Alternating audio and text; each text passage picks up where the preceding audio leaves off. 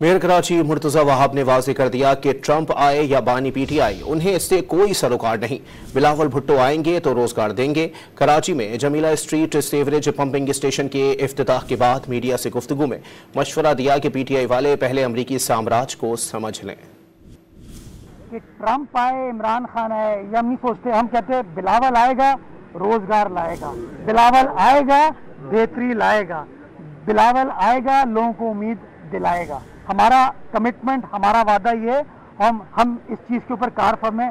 बाकी ट्रंप, इमरान खान की जो बातें लोग करते हैं, मुझे नहीं समझ आता। इमरान खान के जो हामी हैं, जो सपोर्टर हैं, वो फैसला कर लें कि वो अमरीकी साम्राज्य के बारे में क्या सोचते हैं। कभी वो कहते हैं अमरीकी मदाखलत नहीं होनी चाहिए, कभी वो कहते हैं अमरीका हमारा यार है, कभी वो कहते हैं अमरीका का जो यार है गद्दार है, फिर वो कहते हैं कि ट्रंप आएगा रिहाई दिलवाएगा। तो मुझे नहीं पता कि इनकी सोच क्या है क्या नहीं है, लेकिन इनकी पार्टी ने एक बड़ा आसान रास्ता निकाला हुआ है, और वो रास्ता ये कुछ भी कह दो और बाद में तब्दील कर दो और कहो यू टर्न लेना, तो एक आम सी चीज़।